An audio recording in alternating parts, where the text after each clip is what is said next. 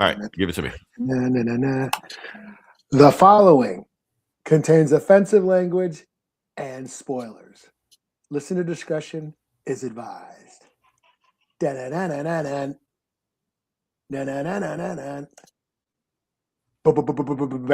to the bone. Okay. Bad. You cook with this week. Okay, good job. All right. Get out of there. Hold up. I already messed up already. All right. So welcome back to the Comic Book Bullies. Nerds, you bully me host Leroy, aka the Dick to the Van to the Dyke, with my co-host. Yeah, this is Eli, aka Tater Tot Tauntaun.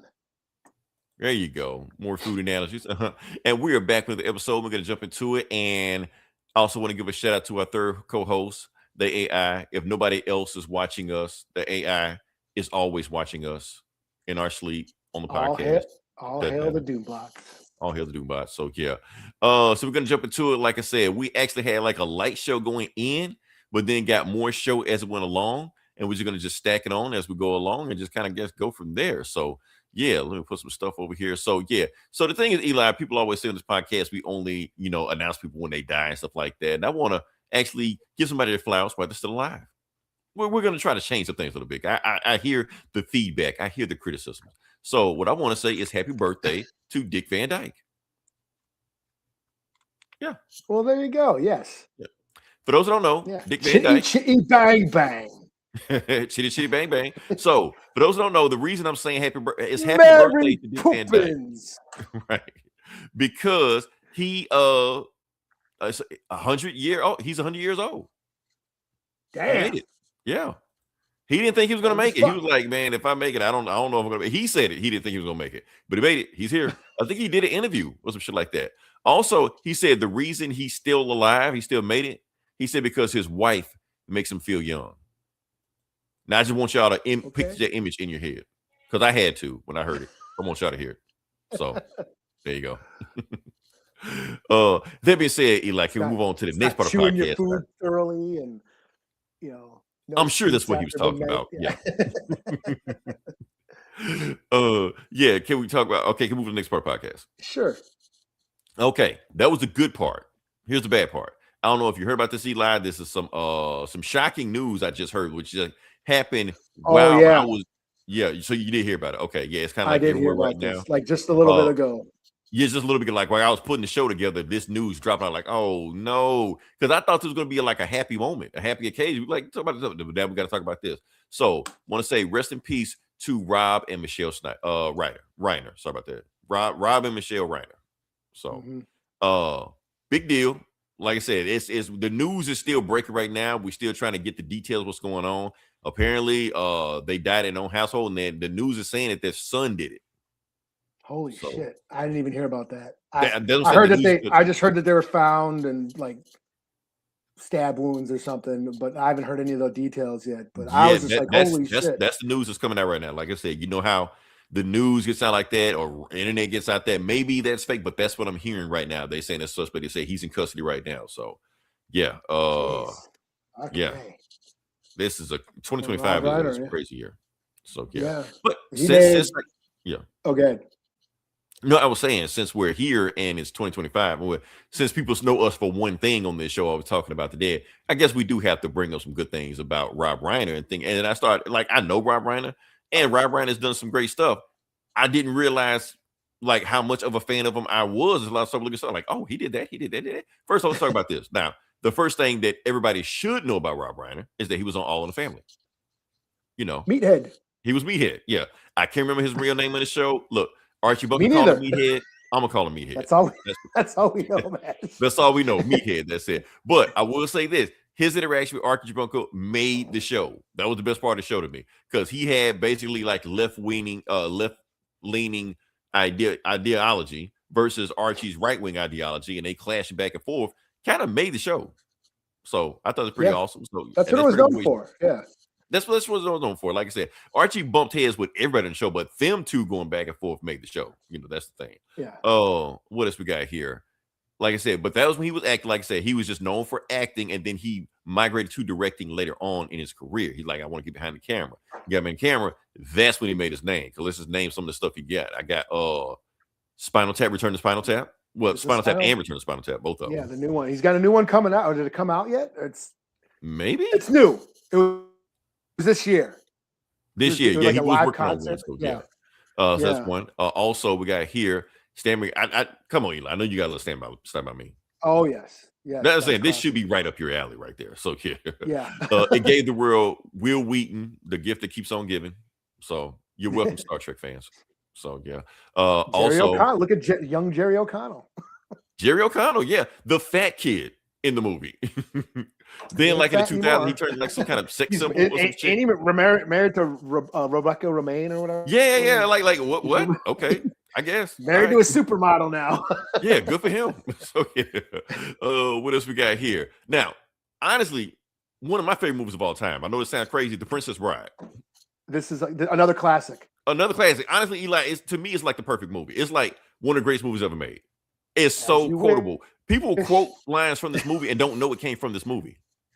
Oh yeah, inconceivable. Yeah, you keep using that word. I don't think you know what it means. You know, Andre the Giant was acting scenes like that. What's the dude name? Montoya. What was his name? Inigo Montoya. Inigo Montoya. Father, prepare to die. Like, if y'all haven't seen Princess Bride, please watch Princess Bride. This movie is a perfect movie.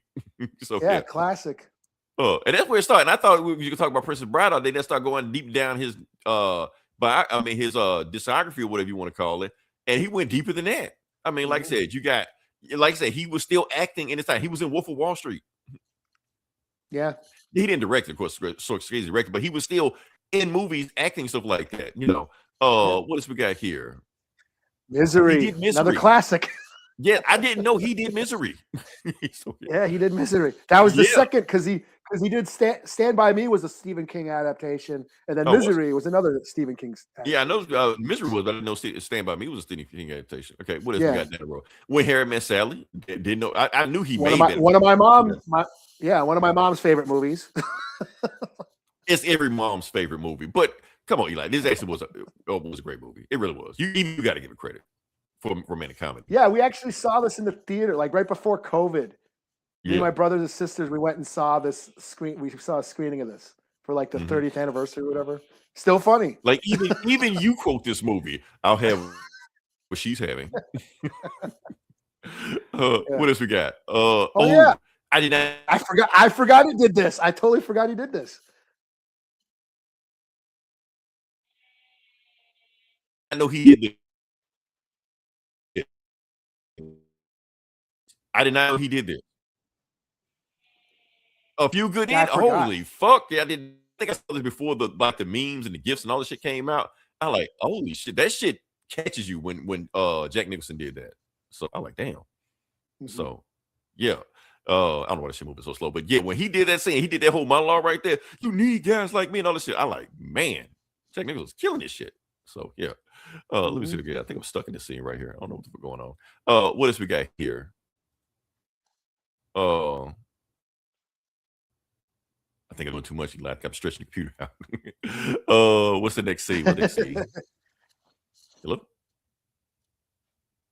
You there? Okay. It's I can't even see what's going on. Okay. You said I don't know what's going on right now. This thing is just going crazy. Okay. Like I said, I think I got I'm just watching the Leroy slideshow now. Yeah, I mean, they'll say it's just going through it, then it just stop. But I think that's all the stuff I got. But yeah, like I said, You Can't Handle the Truth. Jack Nicholson killed that monologue. That was a great ass monologue. I had no idea Reiner did that scene. So yeah, like I said, he did so much stuff. And that's just, I didn't go all the way deep on it, but you get the point. That's a lot of stuff he did. So shocking story was going on. Shocking. Yeah, he did totally, not that anybody deserves that, but no one would have thought him. You know, right. I was like, what the fuck?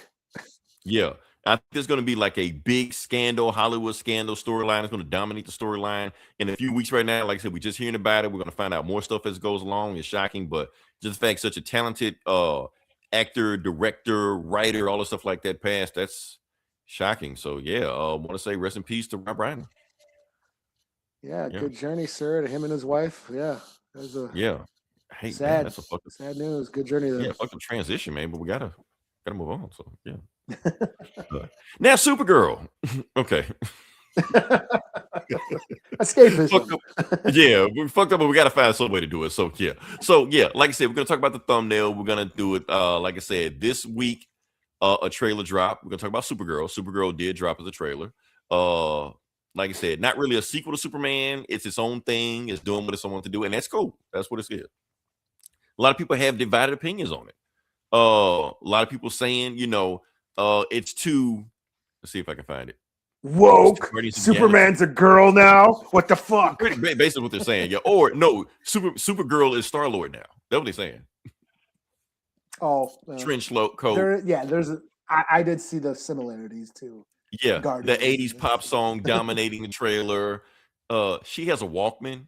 Now, I get why Star-Lord had a Walkman because he's stuck in the '80s, but why does Supergirl have a Walkman? They don't even make Walkmans anymore. Why does she have a wired headphone? Like, why does she have like AirPods or some shit? I'm just saying Beats. Like, I understand she don't want to, advertise for them. Have some like Lex Pods or some shit, something like that. Why Supergirl? She can hear music. She can probably hear music. That's true. That's true. But you gotta. It's the aesthetic. That's what it is. You let some stuff slide. Like I said, it's escapism. You let stuff slide on there. So yes, is it reminiscent of Guardians of the Galaxy? Sure, but Guardians of the Galaxy is reminiscent of this shit also. It's reminiscent of Firefly, reminiscent of Cowboy Bebop. I mean, Guardians of the Galaxy didn't invent that aesthetic. It didn't invent that tone. So yeah, but if you want to call Guardians of the Galaxy like a space western, what it is, you can say it's stole from Star Wars. So yeah, it is the Millennium Falcon, basically. Basically, yeah. I mean, like I said, it's all the stuff like that. And yes, so like I said, we're talking about the Supergirl movie.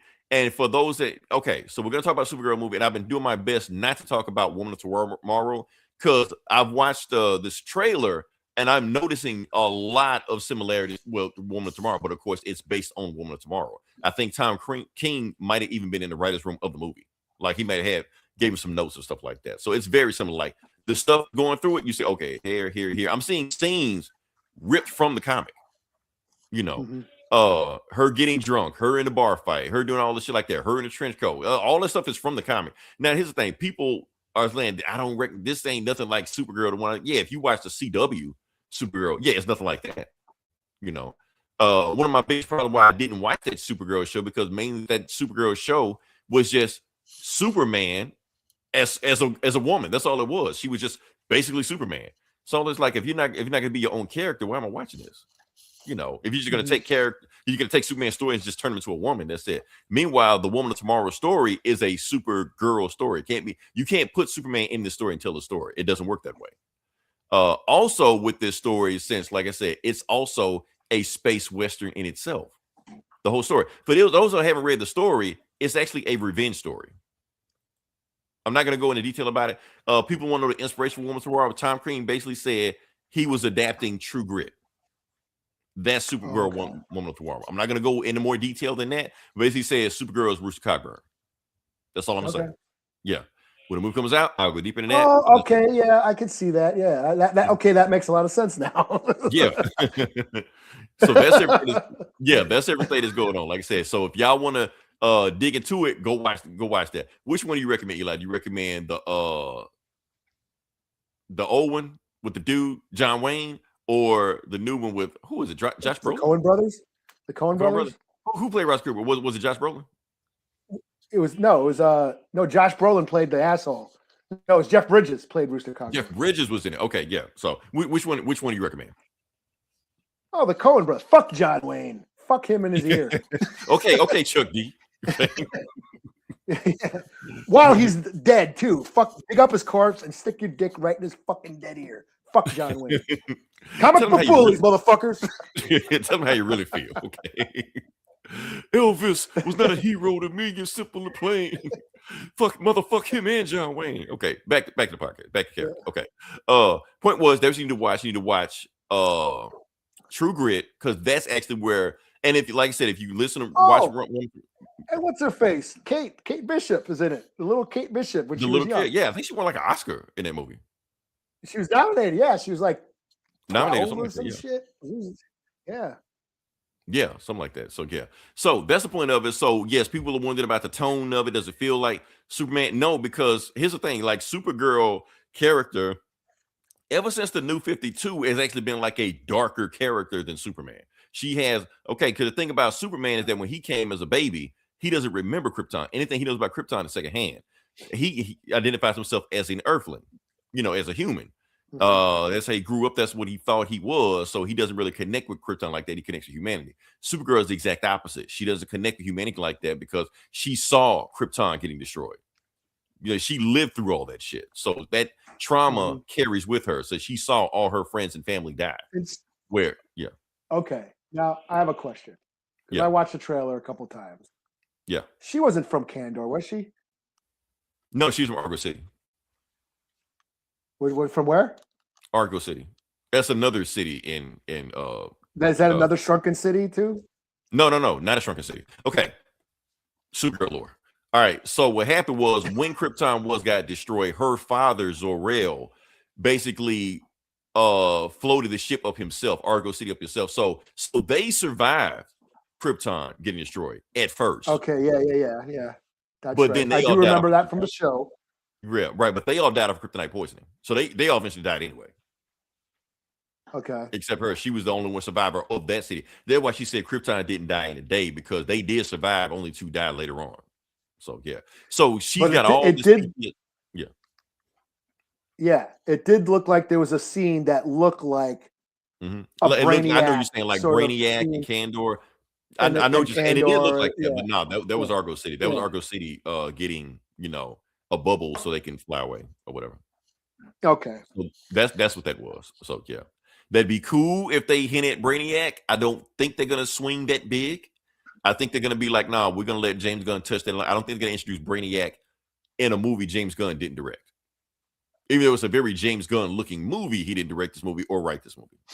So yeah. So I think they're saving that for Man of Tomorrow, which he has came out and confirmed Dave Bautista is not playing Brainiac. I don't know why people thought that, but it came big enough that he had to come out. I thought he wanted to play Bane or somebody. Which, he could play Bane. Honestly, I think Bautista, me personally, I think he kind of aged out of playing Bane. Now, if this was 10 years ago, 15 years ago, absolutely, that'd be your choice. But I think he's past that now. Get one of the younger ones. Get one of the wrestlers that's not in Street Fighter to play Bane. Are we going to talk about Street Fighter? We will eventually. We're going to get there. Yeah. Okay. But that's the thing about it. Like this, like I said, Supergirl is a more tortured, darker character than this. And like I said, I'm not going to spoil the movie of this, but like I said, this is a revenge story, especially if they follow the plot line of the comic, which even judging from the trailer, that looks like exactly what they're doing. And that's going to shock people if they go that route. But like I said, that's why I don't want to spoil anything like that. But like it's a whole revenge tale where this dude named Krim of the Yellow Heels, basically Supergirl is chasing him down through the galaxy. And when you catch him, you don't know what she's going to do to him because she ain't Superman like, oh, truth and justice like that. She's like, no, I want this motherfucker. So you don't know what's going to happen when she catches him. So I won't spoil what happens when she does catch him, but the point is, revenge is best served cold.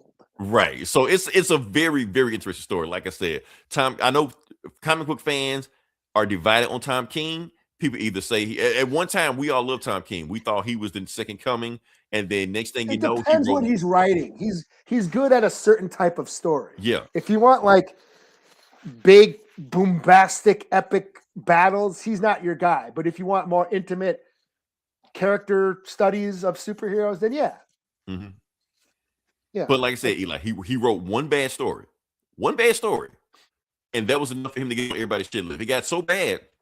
He had to bring security with him to a Comic-Con one time because he thought nerds were going to jump him. Oh, what was that? Was that a Batman story? Yeah. Which one was it? Yeah. Which one was You know which one. The one. I remember dropping his run after a while. Oh, so you didn't make it that far. Okay, yeah. Was it the wedding? Was it the wedding? It was the wedding. That's the one. Yeah. Oh, people were pissed. People were pissed. He said he had to come to Comic-Con with security. He showed the security guard behind him. Like you like people actually thought they were gonna get married. Like the were they mad? Right. I don't know. I was like, I knew this shit ain't gonna happen. Like, but he killed Alfred. Oh, that's true. He did. So he did. Yeah. You think people be more mad about that? You think that would be the reason people want to jump him? No. So yeah, and they still brought Alfred back. Bane killed him. Yeah. Bane killed him in front of Damien. Like for the fuck up. It's just like okay, I'm like it's starting to come back. I remember dropping Batman. Now you start to hate Tom Crazy. Okay. And then I didn't read Batman for like years after that. Yeah, right. Now you want to whoop his ass, okay? Yeah. Okay, yeah. The security was for you, Eli. Security was for you. Like I tried to read some of the I was on Detective for a little bit, and I was on some of the Chip Zdarsky shit, but I not till now the Mad Fraction. Now I'm back on Batman. Right, you had to wait till all that bullshit went away, right? It's been like 5 years. Holy shit! Oh man. So yeah, that's going on. So like I said, regardless of what you think of Tom King, this Supergirl story was great. It defined the character, and going forward. And the thing is, this story is a hero's journey. Because the thing is, you can do more stuff with Supergirl than you can with Superman. Superman, you can't really have him do a character arc because he's Superman.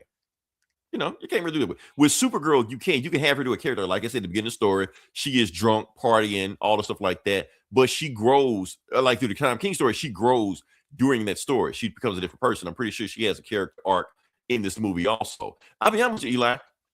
Even when hearing about the Supergirl story, movie being launched last year and heard it was being adapted from the Woman Tomorrow story, I was more excited for the Supergirl story movie than the Superman movie. I'm still more excited in the Supergirl movie than I am the Superman movie. Even though, I really enjoyed the Superman movie, I'm more excited for this movie than I am the Superman movie. I think this is going to be a better movie. So cool. Yeah. We'll have to see. We have to see where it goes. So yeah. It's got Lobo in it. Like, Lobo will be in it for a second. Lobo will be in a second. Probably. I hope it's not a glorified cameo, but I think that's what's going to be over a cameo. And I think that's going to piss people off because they're going to. Now, keep in mind, they didn't hype up Lobo at all. They just showed him like a quick scene that if you weren't looking for him, you wouldn't notice him. Yeah. But yeah, I think it was like the second time around. I was like, was Lobo in it? And then there he is. It's the cigar. I hadn't recognized the cigar. And I'm like, okay. Yeah. So, like I said, it was great. Jason Momoa was born to. Now, I'll be honest with you. Jason Momoa deserves to honestly write his own ticket, anything he wants to do. People forget that he has the highest grossing DC movie of all time. Even out of Warner Brothers company in general, he has the third highest grossing movie in their studio of all time. So because of that, Jason Momoa should be able to write his own ticket to do whatever the hell he wants to do. Now, he did great at Aquaman, but Aquaman time is done. Even though he wasn't, you'd think he was miscast as Aquaman, but after he played Aquaman, they turned Aquaman into him. So it's just like, okay. Pretty much. Yeah, pretty much. So like, yeah, why not? So like that. But now he's playing a character everybody thought he was supposed to play anyway. And here's my thing about Lobo, Eli. How do so many people know about him? Like, he doesn't have any adaptations other than Krypton, which nobody watched but me. Yeah. Yeah, but everybody seems to know, like, oh man, Lobo was in it. Lobo was in it. Like, how do y'all know him? Like, he was in the cartoon. Like, it was in the Justice League. He was in Justice League Unlimited. Yeah, he was. Okay, I get you there. Oh, I don't know. So everybody knows him from that. I guess I'm looking through my comic book lens, and I like, oh well, it's Lobo. You know damn well these folks didn't read a Lobo comic and be like, oh, that's where I know him from. You know they didn't do that. So it's just weird how so many. Now, don't get me wrong, Lobo is a great character. He's an awesome character, and I know he's gonna pop when Jason Momoa puts him in a movie, regardless of how long he's in there. However long he's in there, people's biggest gripe about this movie is gonna be he wasn't in long enough, regardless of how long he's in it. So it's just my fact that how he got such a big fan base. That's my thing. So. Especially since the only thing the only thing I know people could know him from is the Justice League Unlimited cartoon when he was in maybe like 2 episodes. That's about it. I remember him being he had a big push in the 90s. So yeah. In the comics, yes, because that's what the 90s did. He was edgy, he smoked, he cursed, all this like that. He killed people. He was an anti-hero. So if you were an anti-hero, that was, it was like DC's Deadpool. It was DC Deadpool. I mean, they kind of boosted him as Deadpool's Wolverine at the time, but yeah. Yeah. But and another unkillable badass, tough guy, shit like that. So yeah. Yes, Simon Beasley's art, like his iconic Lobo art, like yeah. I remember him being big back then, but it was a different time back then. Right. That's what so I'm saying. I don't understand how Lobo has this big fan base now. It's like, I mean, even the Just League Unlimited cartoon was 20 years ago. Because he hasn't, it's not like he's done anything lately. Right. That's the thing. But everybody knows him. Everybody's excited for him. Like, how do y'all know him? That's what I don't get. He's barely been in any comics lately. Yeah. I mean, every now and then stuff like that, but they can't even say like in the last 10 years a big Lobo comic he just been in here where he just did it. Like the only thing I can think of is Deceased, and that was like at the very, very, very end when he started doing like some wild shit. But nobody read that but me. That's what I'm saying. That was it Superman versus Lobo, the Black Label book, but that was like really goofy. That was right. A few years ago. That was like super goofy. Where it's like he was like trying to get on social media and shit. That was Tim Seeley. Right, weird shit like that. So I don't know. It befuddles me. I don't know. You know what? Now I think I know. TikTok. Maybe. Anytime shit happens that catches on that I don't know about, it has to be TikTok. Every time it has to be TikTok. Okay. It's got to be okay. Because what I'm thinking was happening is that people, people love death battles. Death battles. Who can win this? Who can win that? And I'm seeing Lobo's name pop up in all these death battles with TikTok, and I think that's what it is. That's got to be it. That's the only thing I think of. Yeah. Because other than that, it didn't really make any sense for him to be so popular. So, at least not yet. When Supergirl movie hits, of course, he should be. But I'm just saying before then. So, yeah, that's all I got. So, like I said, I'm excited for the Supergirl movie. I'm not going to do a deep dive in it like that. Wasn't he? Didn't Stan Lee say that it was his favorite DC character or some shit at one point? He? I didn't know if he said that or not, but yeah. I think so. That's what he's billed as. Stan Lee's favorite DC character. Oh, okay. Lobo. Even though Lobo was like a parody of like the Punisher and Dead and Wolverine. He's like a parody of like every 90s anti-hero, that's what he was. So yeah. Yeah. But here's the thing, Eli, in the 90s, we didn't know it was a parody. We just thought he was cool. Yeah, we didn't know he was making fun of other people. It's just dumb, stupid fun. That's what I thought it was. Like, this is so stupid. Right. I was like, but we don't know. We took the shit seriously. We didn't know. He's so cool. He's so like, bad. It was like the Mask comics. Remember the Mask comics, which are way different than the movies. They're way more brutal and violent. You know, it was like that, and like Tank Girl, which was another weird kind of wacky story. It's way different than the movie. Right. And then yeah, Lobo. And the Melting Pot, like all that, because I read a lot of heavy metal comics, so that's what I know him from. But that's just me. But I guess in recent years, this generation, there hasn't been anything Lobo something that pushed Lobo for this generation. But everybody knows him. Now I will say that's this. Good. Like, hey. I'm glad they do. I'm just weird how. I want to know how, but I can't get an answer. I will say this. Y'all, his name is Lobo. Stop calling them Lobos. What is this shit? I blame TikTok again, Eli. I guarantee you, some Lobos. Idiot TikToker called them Lobos, and the shit just stuck.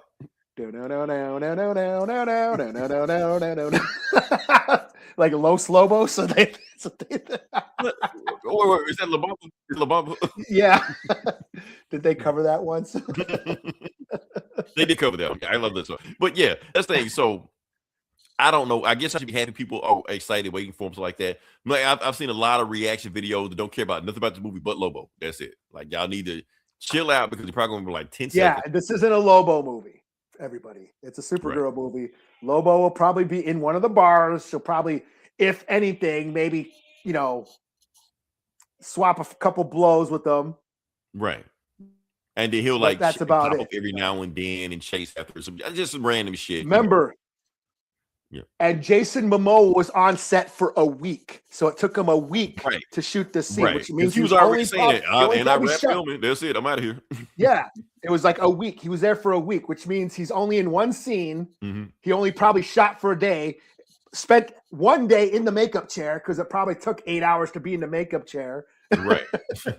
Shot his scene and then got the fuck out. Right. So it's not like he's gonna have this whole full on arc. Yeah. So I'm letting y'all know ahead of time. If you go see a Supergirl movie, expect to see a Supergirl movie. I'm sorry, just expect her to be the star of the movie. That's all I'm saying. So you fragging bastards. Right. Oh man. All right. That be saying move on next part of the podcast. Yeah, like I said, I'm excited. I'm excited for this movie. I want to see them do the comic justice because they, like I said, it's a great comic. Matter of fact, y'all go ahead and read the comic so I can start spoiling shit. Because I'm going to start spoiling shit eventually. So just not right now. What's the rule? 5 years? When did that come out? When did it come out? It's not too long ago. I think it's a Black Label book, ain't it? I think it's over 5 years. Yeah. I think. Well, I think with 5 years is good. Yeah. Like I said. Because that was wasn't that a Black Label book? No. It's in continuity. It's in continuity. Yeah. Oh, okay. I thought it was Black Label. Because I was going to say Black Label only started like 2018, 2019 or some shit. Which is still over 5 years ago. Yeah. But it came out around the time. Remember, this is when Tom King was in his heyday, when we still liked Tom King. So it had to be around that time. This is before everything went to shit. So when we still like Tom King. When we still like Tom King. So before you get pissed and want to whoop his ass at the Comic-Con. Oh yeah. But yeah, that's all I gotta say. I'll be excited for. And don't worry, Eli, I will not do a review of Woman of Tomorrow. I won't do it. I put you through Final Crisis. I was like, you survived that. We're good. That's okay. All right. So next part of the podcast, we'll go past that. Okay. Now, like I said, my boss wanted me to talk about something. He wanted me to talk about the Game Awards, and I did watch it.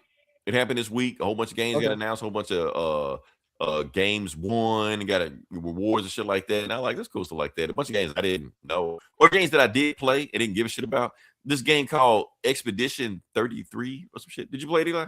I don't know if you did or not, but yeah. No. Okay. No. I tried to. I don't get it. But here's the thing: you don't have to. You play it, you like it, you don't like it. That's it. If a game gets awarded, a game gets awarded, that's it like that. But I will talk about one thing that I did watch that I did come out the Game Awards. The Street Fighter trailer. That's when it came out. Yeah. That's why we're talking about it right now. So the Street Fighter trailer came out. Is this the video game section? This is the video game section. We are in it, baby. We balls deep in it. So yeah. So the Street Fighter trailer came out. We're gonna talk about it. See if I got this image I can throw up. And I'm pretty sure I'm gonna screw this up. Oh, there it is. Found it. Okay, cool. I think it was Jason Momoa again. Jason Momoa is in this movie also. He's playing Blanca. So yeah. So like I said, and pretty much all the characters you expect to be in a Street Fighter movie is in this movie. Dawson, Ken, Ryu. Sorry about that. Guile, but a few other characters that are not from the main cast Street Fighter 2 pop. Because I was wondering, like, because are some other people like Dan is in this movie? You know, Dan Street Fighter Alpha. Like, okay, why? Here's the thing: why is Dan in it and Sagat isn't in it? Like, their story is connected. You know. Okay. Yeah, that's good. You know who Dan is, right, Eli? If you don't know, I don't think so. Maybe. But... Okay, I'm gonna give you some Dan lore. Okay, he's a goofball character, like the corny character. He's actually the worst character in the game. They made his moves suck on purpose. Like, he throws a fireball and it has a fart sound. You know, did on purpose. Oh. So point is, Sagat killed his father, and he trained his whole life to get revenge on Sagat. And when he finally fights Sagat beats his ass too. And then he said he wants to fight. He don't even remember killing his father because this happened so long ago. Doesn't matter. So like I said, joke character doesn't matter. He's actually a comedic parody character of the Fatal Fury characters, which that's even going too deep into the yeah. But it's a thing. It's a thing like that. So let's talk about the Street Fighter trailer. What do I think about the Street Fighter trailer? Oh, it looks goofy. It looks crazy. It looks chaotic. And that's what I want. You know, if anything else, it has a whole lot of energy to it. And that's what I want. I want a trailer with a whole bunch of energy. This trailer is not going for realism. I know for a fact this movie is not going to win any Oscars. They're not trying to win any Oscars. They're trying to be this crazy, zany, out of control movie, like basically a 90-minute music video. That's what it's trying to be. And I'm like, yeah. I'm like, cool. That's what you want. Yeah, and here's the thing. I see a lot of people complaining online, other people complaining that they want their Street Fighter more serious and tone us like that. Y'all don't know Street Fighter is goofy, man. Eli, I play more Street Fighter than anybody. Street Fighter is goofy. That's what it is. It's corny. It's goofy. It's insane. That spinning hurricane shit. You want to see that shit live action? You think they can do that shit live action for real? No. It's gonna look stupid. It looks stupid in the game. If y'all want gritty, realistic like that, go play Mortal Kombat. That's why Mortal Kombat kicked Street Fighter. In the Mortal Kombat movie, yeah. Yeah. Mortal Kombat movie was really serious and shit. Right. Which that also comes out next year in 2026. So, yeah. So, you're going to get Street Fighter versus Mortal Kombat again. So, yeah, we'll see how it goes. But you want serious shit? That's the serious shit. Street Fighter is goofy. Now, I'm going to just give you some Street Fighter, what I think about the Street Fighter movies in the past. So, yeah. So, like I said, you got this movie. People hate this movie.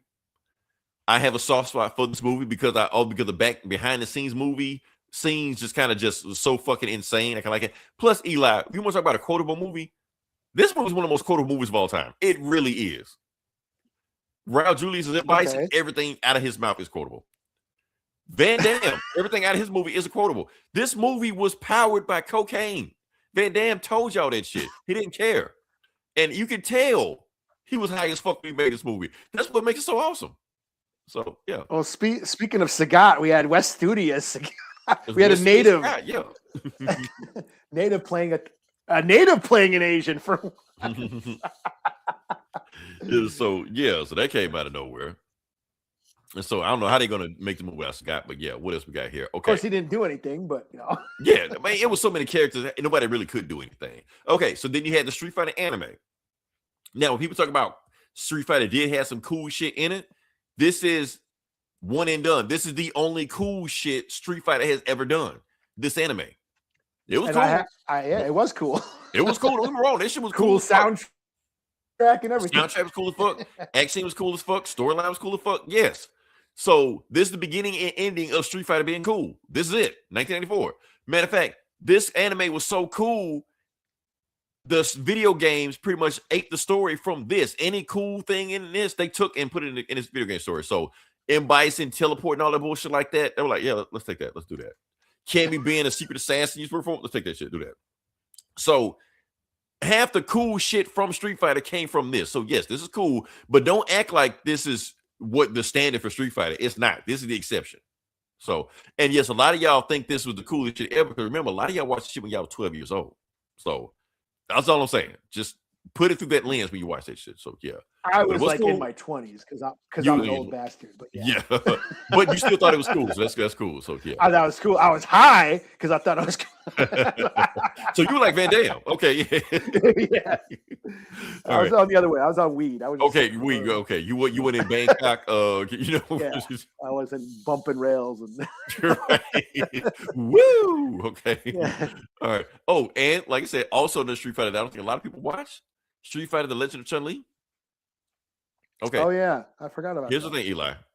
In my opinion, fuck my opinion. This is just what it is. This is the worst movie I've ever seen in my life. I'm not just saying that. Street Fighter. This is the worst movie I have ever seen. I can't believe this is a real movie. This movie is so bad it made people rewatch the first Street Fighter movie. Like maybe it wasn't that bad. Maybe it made you think about it in retrospective. But no. This movie's fucked. It came out the same year as Dragon Ball Evolution, which a lot of people say is the worst movie of all time. I was lenient on Dragon Ball Evolution because I saw this movie. So it's really fucking bad. I totally forgot that. I'm so glad you did. I wish I could, Eli. I wish I had your memory. Just block that shit from my brain. Get a drill. Just But yeah. Yeah, that's all I got. So Street Fighter. Like I said, Google the movie now. You can't tell whether or not the movie is going to be good from that trailer. All I can say is that from that trailer, you can tell that either this movie is going to be really, really good or really, really bad. One or the other. And you know what, Eli? I'm fine either way. If it's really, really bad, still entertaining. So I just want to see cool fight scenes. That's all I give. Honestly, if they have cool fight scenes, they'll be able to get away with a lot of shit. If the story sucks, whatever. I mean, I don't care about the stuff. I mean, it looks goofy. It looks stupid and campy, which I'm fine with. But just give me cool fight scenes. Mm-hmm. And the only thing I worry about is like some people play like I what's his name? Andrew Koji as Ryu. I mean, that guy's a martial artist in real life. That dude can whip ass. Same thing with the chick playing Chun-Li. But when we get to like, 50 Cent, Andrew Schultz, and all this shit like that. Andrew Schultz. But then they got like Alexander Volkanovski, who's a UFC fighter, and like what's his name? Goto as E Honda. Those are like pro wrestling. And then you got Cody Rhodes. My only gripe is Roman Reigns as fucking Akuma. Akuma's like a kung fu master. True. But as long as he looks like a demon, Yeah, but Roman Reigns can't. They could have found other people that made him up. I don't know about Roman Reigns as Akuma. Here's my thing. I'm shocked you had opinions on Akuma. I thought I'd be the one with strong opinions about Akuma. We go out with Akuma is featured on this podcast every episode. So yeah, and he's got like he's like a dope ass kung fu demon, and Roman Reigns is a pro wrestler. I mean, sure, he could do some grappling stuff, but like kung fu moves, I don't know. Okay, here's where we differ. You want, and I agree with you on what you're saying, that you want Roman Reigns to be able to pull off the moves of Akuma like that, and that's cool. But all I care about Roman Reigns playing Akuma, does he have the presence of Akuma? When he steps on screen, does he look like a demon? That's all I want to see. Fight scenes, get a stunt man. I don't care about this shit like that. Get a done body double. Yeah, but I don't like that. Does he look like a demon? That's all I care like that. When I see die 1,000 deaths and do the movie like the move. I can't show it because I'm going to show it at the end of it.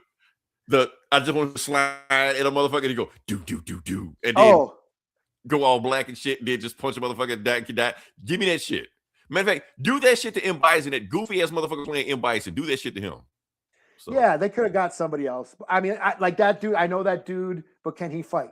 And that's the thing. I kind of don't care. Everybody else, I care. Ryu got to fight. Ken got to fight. You know what?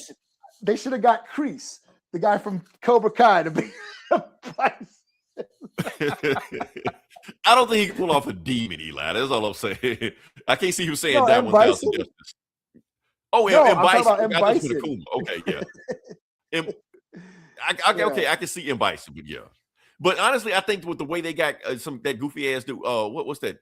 Polka Dot Man playing M. Bison. Oh, I'm almost positive he's gonna die immediately. So, because in Street Fighter lore, Bison, though.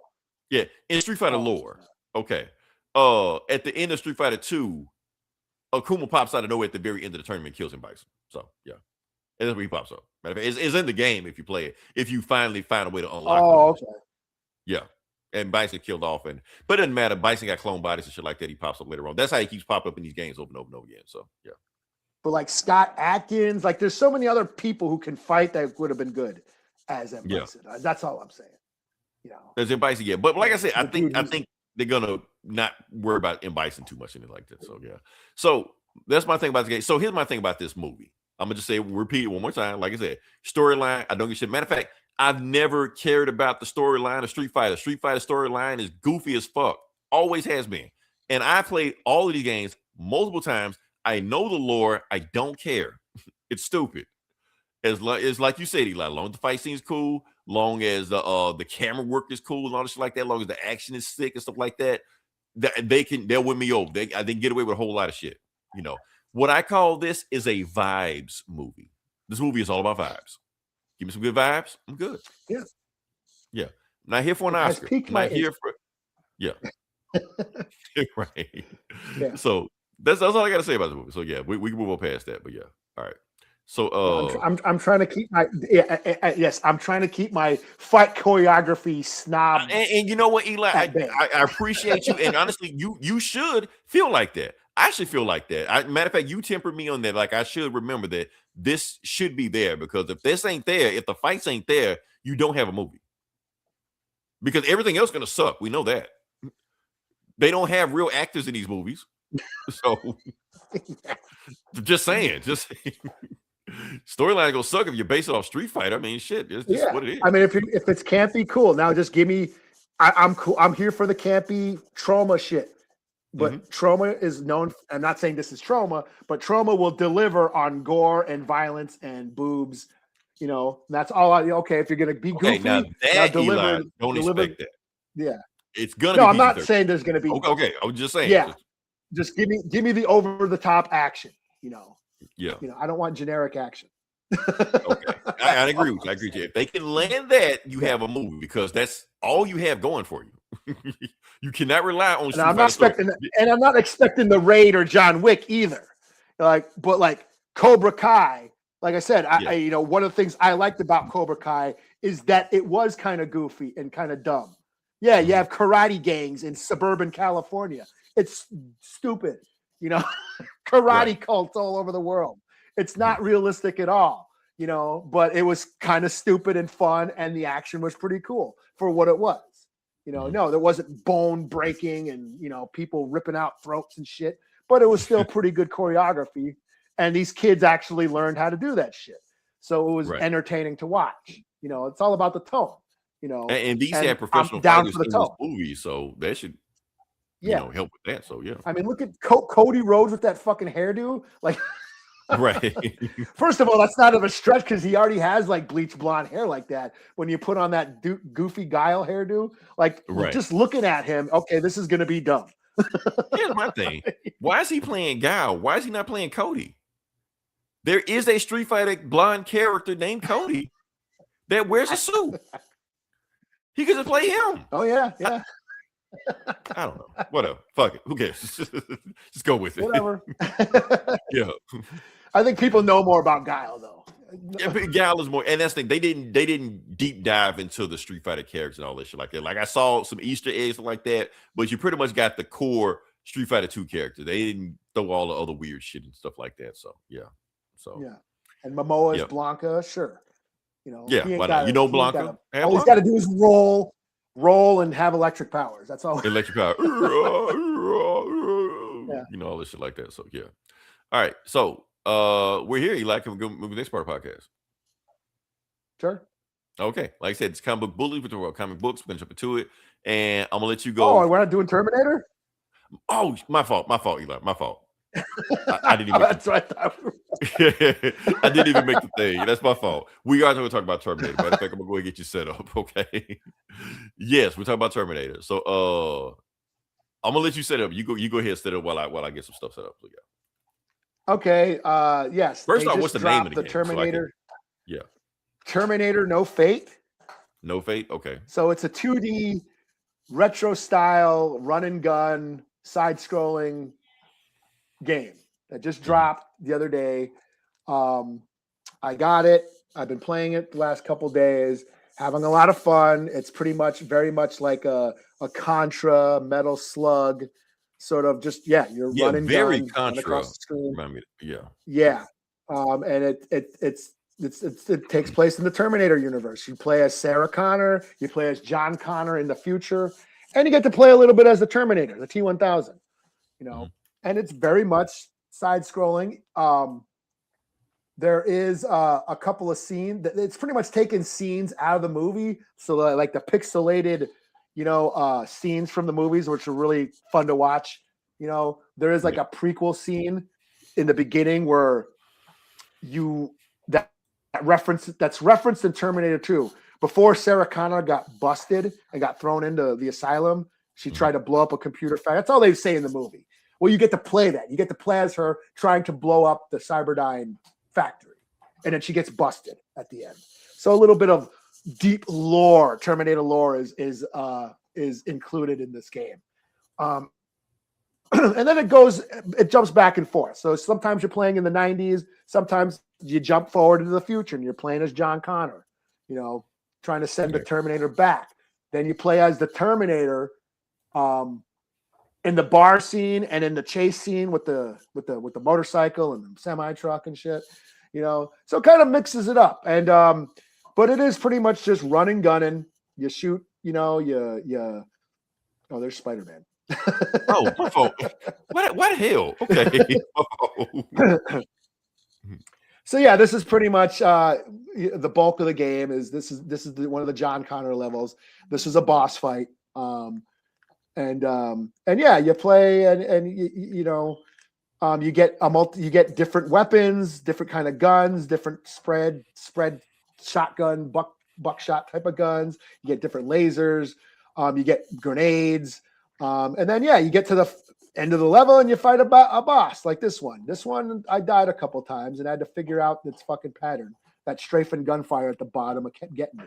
Oh, that's my only critique is the jumping. Some of the jumping controls are kind of goofy.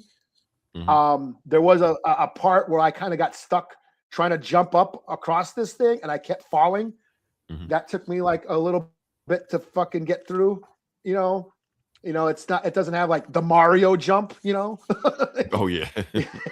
Everybody can't be yeah. So the jumping is a little goofy in this. And the melee fights, like the melee attacks, like when you're punching people, those are very kind of slow and awkward. So, but mainly the shooting is what this is concentrating on, you know, like it's very much like Contra, you know. But yeah, it's a lot of fun, and there's continues.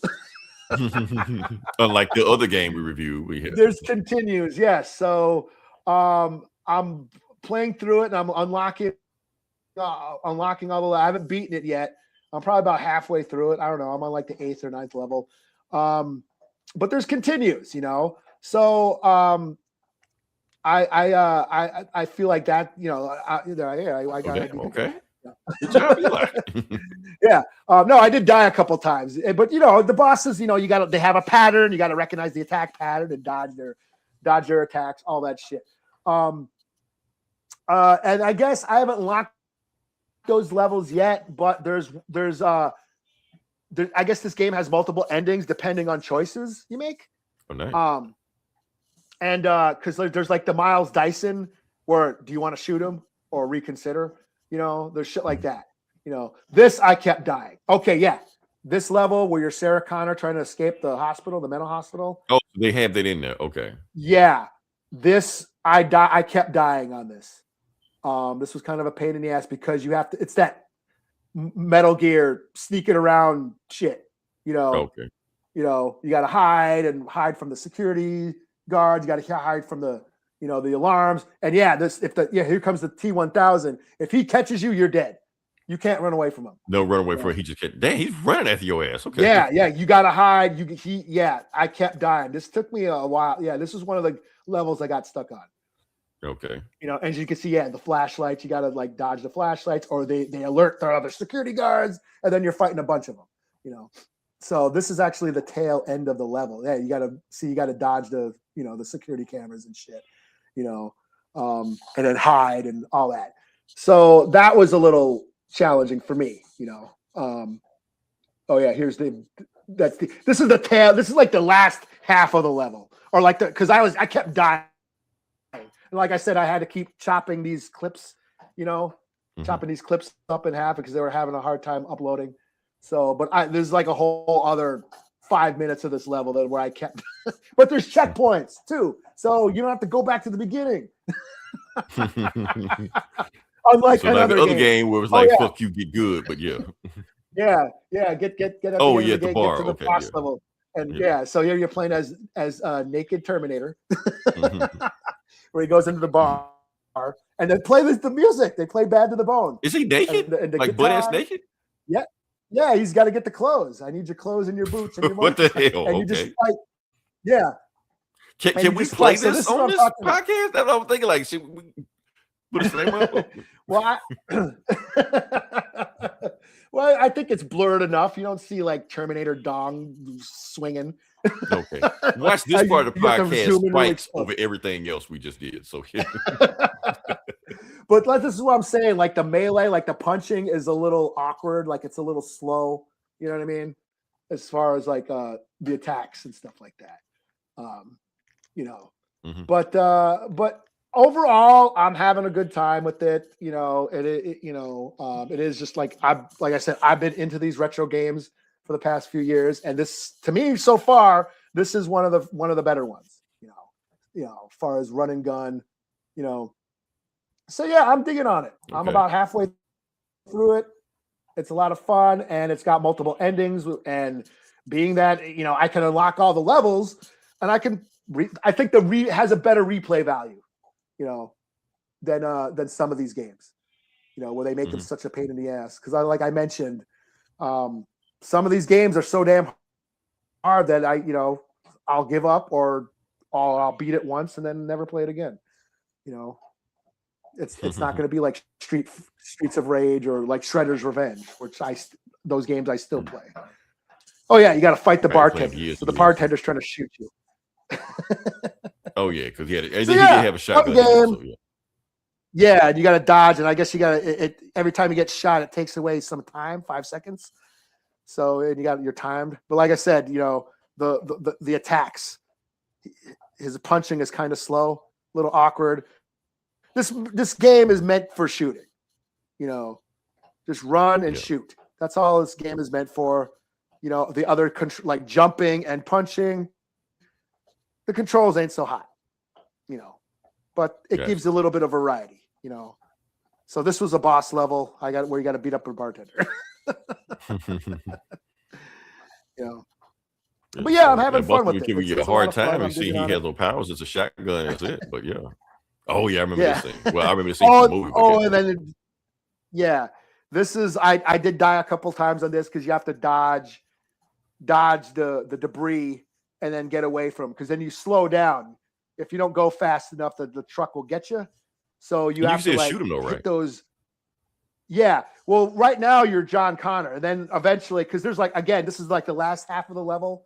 You start out as just John Connor on the dirt bike, dodging, and then the Terminator grabs you and puts you on the bike, and then you can shoot at the truck. But you still got to dodge the debris. Okay. So like I said, there's a variety. It's not just running and gunning. You get to do this fight or this level. You get to the sneaking around level at the mental hospital, and then the bar fight. So it's not just all running and gunning. It does mix it up. Okay. Oh yeah, like I'm saying, it's pretty fun. It's a pretty fun game. I'm digging on it. I'll give it a 4 out of 5.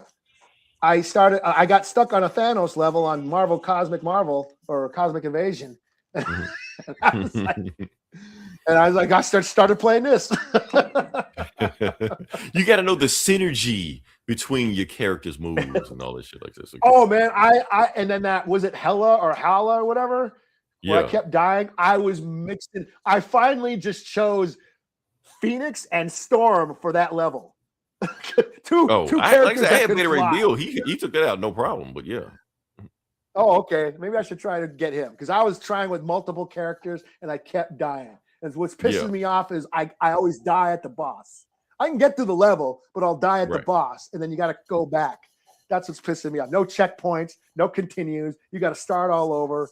And I'm like, No, it was pretty tough too, because I had to figure out how to beat him. It was like I can't touch him. Like, what am I doing? It took me 2 times to fight him before I even figured out. Oh, you got to do this thing before you can do that. So yeah, and that's the thing is like what pisses me off about that is it doesn't give you time to study their attack patterns, because they obviously the boss battles have attack patterns, but you don't get to study them that much because you got to go back to the beginning. Yeah. Plus, you took all that damage just to get to him to begin with. By the time you get to him, you die before you figure things out. Yeah, you're out of your. You got like one special move left, and right. Yeah, it's kind of irking me, man. Like fuck it, I'm just gonna play Terminator now. Don't worry. That's where we're stuck at the same spot right now. But I just like after I died by then, I'm like, let me finish this up later on. It was late when I'm on Thanos. I played a couple times and he's still beating me, but I'm gonna mix it up, figure out another character to. Like I said, they on that game they want you to play certain people to get bad. You play the wrong person, you're gonna be there for a while. So yeah. Spidey and Rocket got me through most of it. Now I'm like, okay, I'm mixing it up. Yeah. All right, shoot. All right, now we move to the next part podcast. Mm-hmm. Okay, like I said, 4 out of 5. That's my review on 4 out of 5. Okay. No Fate. Nice. All right, like I said, it's Comic Book Bully. We talk about comic books. We're gonna jump into it. And Eli, what I'm gonna let you go first. But what you read first? I guess we'll do the big one, the one everybody's been waiting for. What's the big one? Absolute Batman. Is it? Okay. Like I know Absolute why. Joker. It is a Joker. Yeah. I was like, okay, cool. Yeah, and they gave you the origin of Ultimate Joker. I mean, Absolute Joker, but yeah. Absolute Joker. Absolute Did Joker. I say Ultimate or Absolute? Absolute Joker. I said it. Yeah. I said it. It's because my brain confusing all this shit, but yeah. It's same shit. Yeah. Because we also had Ultimate Spider-Man this week. Yeah. All right. So this is Absolute Batman number 15. This finally has the origin of the Joker in the Absolute universe. Absolute Joker.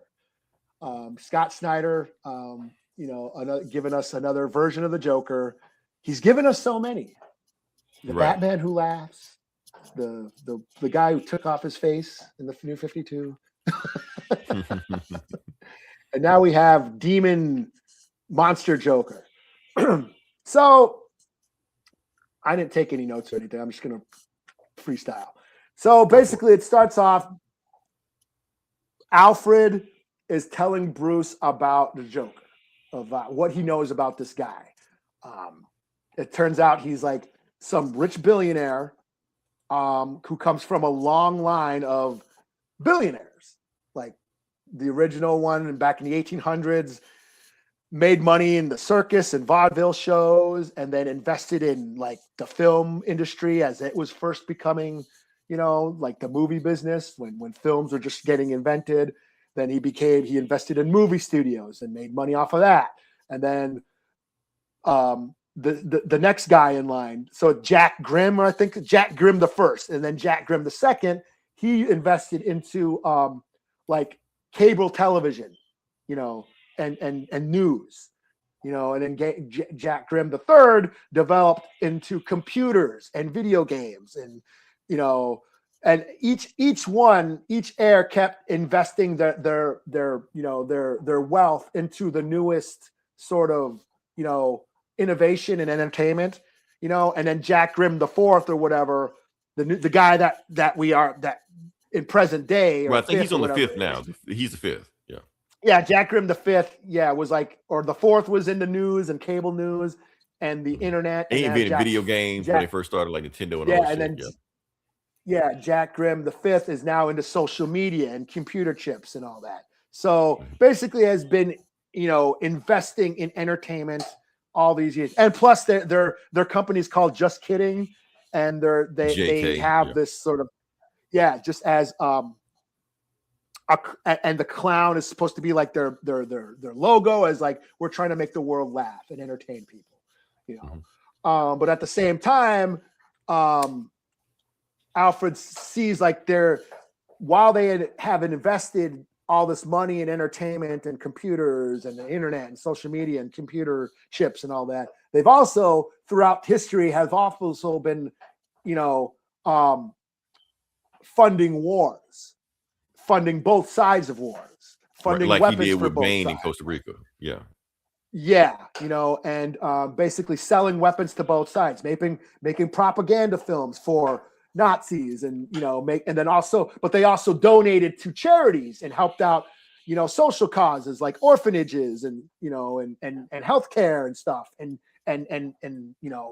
new drugs and new health medicines and stuff. So like they're playing both sides. They're feeding chaos, but they're also trying to remedy it. So they control everything. So it's basically a super billionaire villain funding both sides of the war to create chaos and control everything, But he also finds out that all those heirs, Jack Grimm the fourth, the second, the third, the fourth, the fifth, it's all one guy.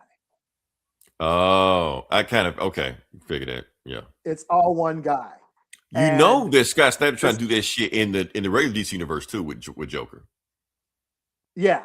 Yeah. Mm-hmm. Yeah, this is like from 52, like the new 52 shit, like kind of. But like they kind of shut him down, but that's what he wanted to do. So he like, y'all can't stop me now. So we'll just do it. So yeah. So Alfred has figured out that this is all one guy. He's the same guy who's been living for 100 years or over 100 years, and he owns all these islands, and he suspects that what he's doing with all the kids from the orphans, is he's experimenting on them, like he's doing in Arkham. Mm-hmm. And that's how he's been able to remain immortal. Baby blood. Oh, shit. Yeah, and so he's also transformed himself, or he's really his true form is just mutated monster thing that we see on the cover. Mm-hmm. And he may or not be in cahoots with some sort of evil super entity. Who maybe is. Right. Okay. They kind of already hinted at that. He knows he's in the absolute universe. He already knows that. Yeah. So, yeah. And we know that Darkseid created Earth to be evil. Right. It's an evil Earth or whatever. Mm-hmm. So Earth, like evil, is what fuels the Earth or something. Yeah. Like that. Like so the more fucked up shit you do, the more this world rewards you. The more powerful you are. Yes. Yeah. This world rewards evil. Mm-hmm. So I kind of suspect that they're turning the Joker into some hereditary super billionaire villain who's in cahoots with demons or Darkseid. Right. Yeah. So yeah, that's where we're at. And Batman's like, okay, bring him on, you know. Right. He didn't keep all that shit working up with his ass. So yeah. Yeah. So Joker himself is a demon that works for Darkseid. Yeah. Apparently. So yeah. So, and you know, it's another. I mean, it's fine. Sure, I'm okay with it. It's another rich billionaire villain that I think we're seeing a lot of lately. You know. Yeah. But in the absolute universe, they're all rich asshole billionaires. Yeah. It's kind of like Lex Luthor. And yeah, that just seems to be the motif these days. It's a very, very timely social. To the social events of now. Well, billionaires are easy targets. That's just yeah. You know, so the Joker is the ultimate evil billionaire asshole prick. Mm-hmm. In fact, he got all the money and Bruce is broke. So yeah. Yeah, and Bruce is broke, you know. Okay. And at the end, so he's like on his island hunting. Oh, yeah, that's another thing. So the reason why Alfred knows all this because one of his secret agent homies went missing. Mm-hmm. And he suspects he's on one of the Joker's island, and the Joker goes to these islands and hunts people. Okay. And so you know who the homie is, right? And then at the end, and at the end of the issue, the Joker comes back to his mansion and tells his butler, "Nothing right now. I'll be in my cave," and goes down to his cave. The Joker goes down to his Joker cave. His Joker cave, okay. In his big mansion, yes. Yeah. And that's where it ends. So.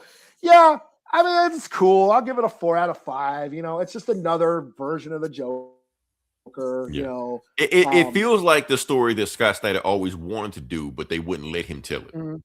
Because everything you're saying is the stuff that he was hinting at in the regular New 52 universe, but editorial came down like, you can't do that. Because the Joker can't have an identity. The Joker can't have lore. He can't have a backstory. He's the Joker, you know. Yeah, but here let's make 3 Jokers instead. Yeah, 3 Jokers. Yeah, so yeah. But you know who Alfred's buddy is, though, right? No. Slade Wilson. Did you read this? No, I didn't. Oh. Maybe I'm just making that bullshit up. I don't know, but yeah. They showed Slade earlier in one of those books. Yeah. Because Alfred was hunting, like in the very first issue, they were hinting at that Alfred been hunting this guy. He'd been looking for him for but can't find him. That's right. You read this and you like binge. Did you binge read these books? I did. I like read them all at one time, so it's all fresh. But I didn't read this one. Yeah. But I remember when Alfred stepped off the plane and he said he was looking for Joker. Slade Wilson was behind him. He was like me and my buddy Slade because basically they trained. I do remember that. Yeah. So yeah. I guess I'm cool with it. I mean, a Lex Luthor version of the Joker, I guess. You know, Lex Luthor demon version. You know. Yeah, in cahoots with the the darkness. But keep in mind, Alfred's telling the story, so we don't know how much of the story is true. Yeah, because that's and honestly, that's why I passed on this book. Because it was another Alfred story, and I know that anytime Alfred narrates a story in any Batman book, alternate universe, regular universe, and like that, it's a bullshit story. That's yeah, and that's what Alfred is saying through the whole time because it is Alfred narrating the story, and Bruce is saying, you know, I know this sounds crazy, kid. I know this sounds crazy. Like, what do you believe? You told me all of what you know. What do you actually believe? You know, right. And then Alfred says, well, I think he's a fucking monster, an immortal monster or some shit. Right. You know? Because that's how I usually get away with Elseworld stories in the Silver Age. Have I ever tell it? Okay. If I was telling it, it's a bullshit story. That's what it is. So yeah. And that's what I'm saying. It's like it's okay. Like I think this was like overhyped for me. Mm-hmm. You know, this version of the Joker is going to be he's so evil. He's and I'm like, it's just Lex Luthor who laughs or doesn't laugh. This Joker doesn't laugh. You know, who can shapeshift into a monster. You know, this is just you know, Shang-Chi or whatever. Not Shang. What's the fucking or Heihachi or some shit. Right. You know, Heihachi from Tekken, you know what I mean? Right. That's all it is. You know, it's like not that groundbreaking. I still want to see Juggalo Joker. You know? Right. And that's why I waited, Eli. I was like, I know Scott Snyder's gonna get more stuff for us. He's gonna build up to it, but let's just wait. Let's see what he does with this Joker. But but everything you tell me so far is stuff that he always wanted to do, but now he gets a chance to tell it. Because that's the only thing. I know we shit on Suicide Squad and Jared Leto's Joker, but they didn't do that. That's what I thought that was gonna be. I thought Jared Leto's Joker was gonna be like a Juggalo Joker. Right. You know, like an insane gangster. Do you remember King of New York? Yes. Christopher Walken, one of my favorite. You say I don't like 90s movies. That's one of my favorite 90s movies. King of New York. Christopher Walken. Larry when he was still Larry, not Lawrence. Okay. Oh, Larry Fishburne. Why I thought you said Gangs New York. You said King of New York. Okay, gotcha. You threw me off for a second. Okay. I'm like, Christopher Walken in Gangs of New York. Okay. Yeah. Yeah. Schoolie D on the soundtrack. Classic. I love that movie. Jimmy Jump. Larry Fishburne as Jimmy Jump. He's basically the Joker. He's laughing. He's cackling the whole time. And he's like a rapper. He's like a hip hop gangster, you know, wearing the fucking high roller shirt and shit, you know, laughing and cack. He's basically a Joker. And I thought that's when I saw Jared Leto's Joker, I thought, okay, is that what he's going to be like a cackling gangster, you know? And that's what I was hoping for. We never got that, but I must fucking say it now. Larry Fishburne's one of the best Jokers we've ever seen. Nice. Comic book bullies, motherfucker.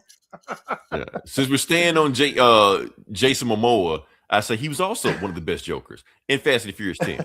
If anybody saw that, nobody. I have not seen that. Nobody seen it. Yeah. He was the Joker. He was just straight up the Joker in that movie. So yeah. And Eli, I'm gonna let you slide on King of New York, even though it was in 1990. So you got by 1 year. Yeah, so, it was 90.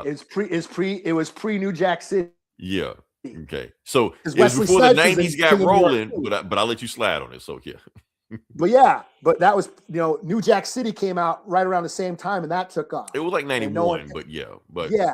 And then King of New York. But then again, all that shit was pre Pulp Fiction. You had Goodfellas. You had The Godfather 3 came out. You had all these, King of New York and Miller's Cross. A bunch of gangster movies came out around that same time. Romeo is Bleeding. Also pre Pulp Fiction. So by the time Pulp Fiction came around, you had all like this buildup of these gritty crime stories, and then Pulp Fiction kind of set the tone for the rest of the 90s. You know, that really gritty crime, cynical 90s vibe and all those indie crime flicks. Usual Suspects, Seven, you know, all that shit. Fresh, another movie I think is classic. Oh, yeah, it was a lot of not just gangster movies, but hood movies around. Yeah, Fresh is right up there. Killer Mike on that. Reference Fresh on that album he did. Yeah.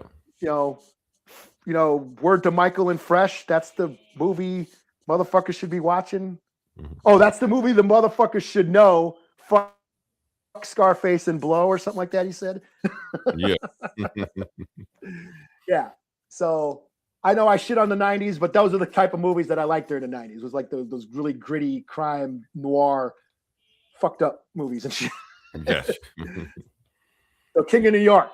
If y'all never seen King of New York, go watch King of New York. Christopher Walken, Larry Fishburne as Jimmy Jump, one of the best versions of that, like the Joker. I think it's on HBO. I think it's on HBO. It's on streaming. I own it somewhere. I had it on VHS. You know, great flick.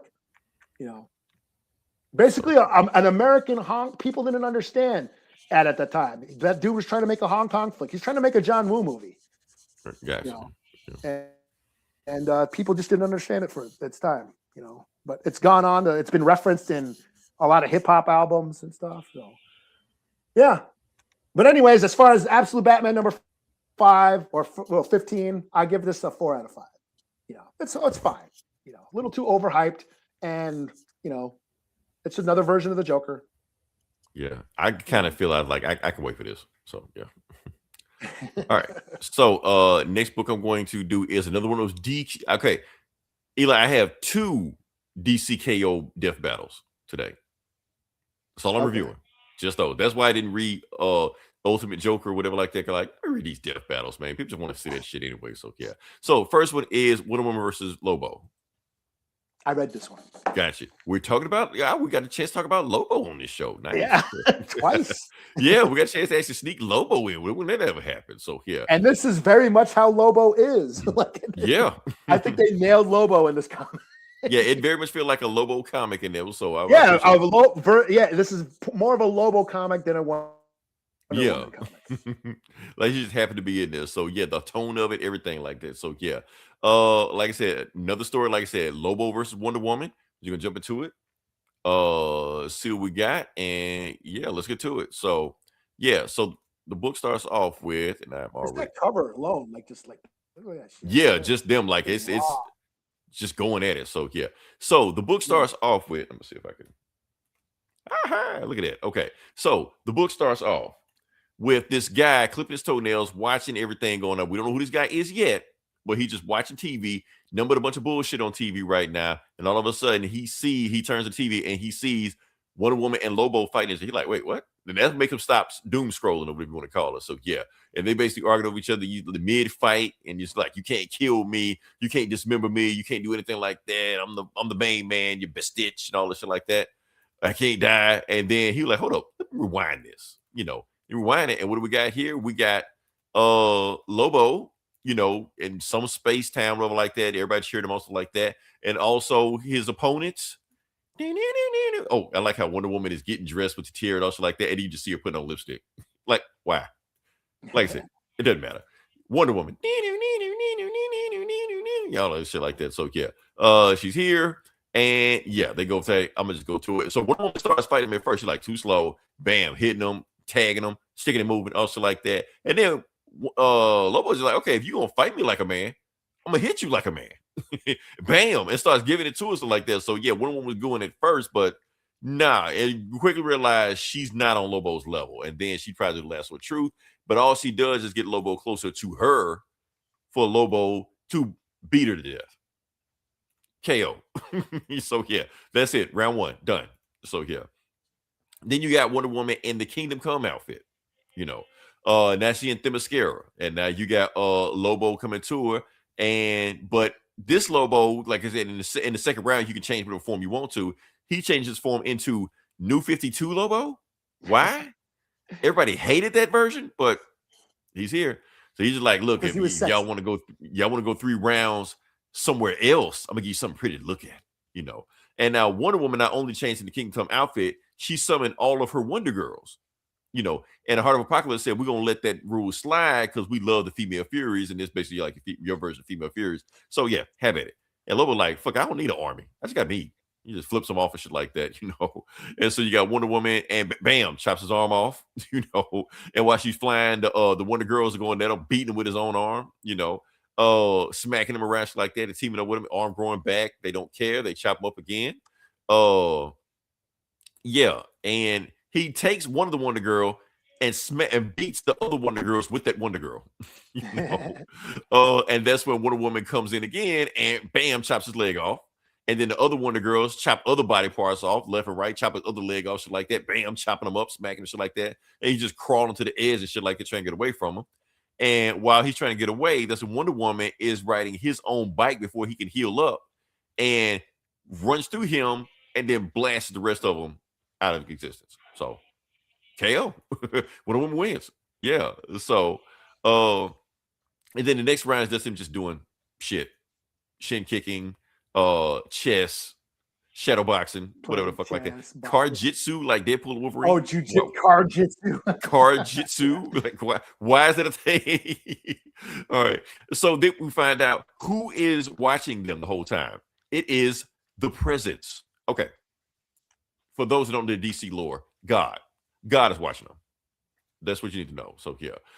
And God wants a front row seat of them going in. So this is the last round, winner takes all, and they go at it. So Lobo tried to go for some weapons. The ghost weapon got the weapons, bam, bam, bam, blocks weapons and shit like that. And then he pulls out a grenade launcher. Bam, Wonder Woman can't, bullet bracelet block that. So she grabs, I guess, his chain, stabs the back of him, and then she goes there, try to grab her sword and her shield at him while wrapping him around. She knows she's trying to get to it. Look like she's about to get to it, about to chop his head off. And he's like, no. And then throws it at her and then, stabs her, drags her close to her, and she's about to try to stab him. He takes the arm, breaks it. He like, even if you did stab me, it would have did shit anyway. I'm the main man. I was granted immortality by the Almighty, by the damn Almighty, and so I can't die. So frag everything. And then that's when Wonder Woman cuts to the side eye and she sees the presence, God looking at the fight. And she basically looking at him like, you gonna let this happen? You put up with that? Because basically Lobo took God's name in vain. Like, you don't do that. Mm-hmm. So she's like, you know what? I'll allow it. So bam, her arm is broken, but she used her knee to stab him anyway. And he's like, wait a minute, what the fuck happened? Because God ripped up his contract. He did grant him immortality one time, but since he used the name in vain with the contract and said, not only can you be terminated, you are terminated. You're dead. Get out of here. So Wonder Woman wins. Oh, Booster Gold do some bullshit. Don't care. Fights a bunch of other Booster Gold. Oh, I mean, it's dark side, but whatever. Oh, and Booster Gold, Omega Beams, World Fortune. Crazy fight, but yeah. And yeah, that's it. So crazy ass story, and that's all it needed to be. It is exactly what you expected to be. Wonder Woman killed Lobo. Yeah. Now my thing is this. We know for a fact, it's just like Superman's story. We know for a fact they are fighting people more powerful than them, but they always have this weird ass Deus Ex Machina jumping in for them, saving them. For those who don't know what Deus Ex Machina is, God in the machine. Wonder Woman literally had God show up and save her. So you kind of want a regular death battle, but whatever. It's a wrestling script. They're gonna put them over because they're the favorite. So yeah, that's what you got. So overall, cool fight. I still like Superman. Yeah. I did like there was a couple panels where Lobo was petting his dolphins and shit. Yeah.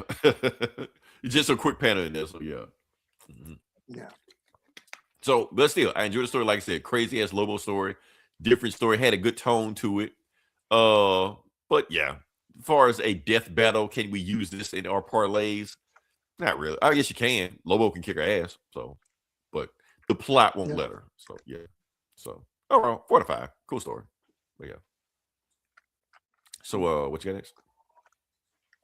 I'll do TMNT number 13. Mm-hmm. Okay.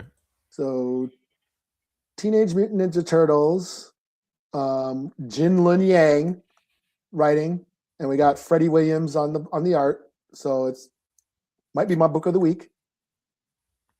Okay. And yeah, so basically there's some triad wars going on. Yeah, Jin Yun Lang is on it, so he's bringing that Hong Kong flavor.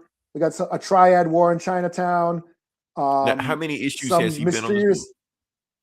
This is the second issue. Okay, cool. All right. Oh, did he do the annual? Now it's the second issue or whatever. Like this is like the first arc of his time on this book, on this run. And so some mysterious assassin, dog-faced assassin named Ujigami has taken out some of these triad gangs, during this like gang war in Chinatown.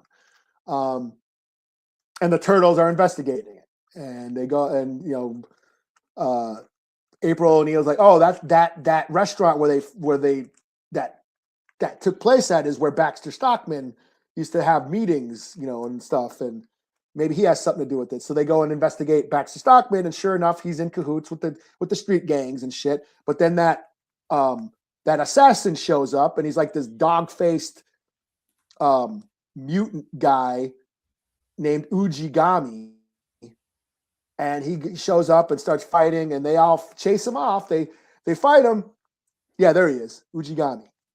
Okay, let me get in there. Fights them, and he takes off. Okay. And yeah, takes off. He escapes, but it turns out that Splinter has now been resurrected. You know, and he's kind of wandering the streets, you know, like a homeless, you know, vagrant. You know, talking about how he has to fight for his sons and blah blah blah blah blah. You know, and then it's revealed at the end, Splinter's kind of in an alley in a rainstorm, and he starts using some sort of magic, and he transforms Splinter. Splinter transforms into this guy, Ujigami. Splinter's this guy? Splinter is Ujigami, this mysterious assassin that is going around taking out the bad guys. And I looked it up. I guess Ujigami is some Japanese.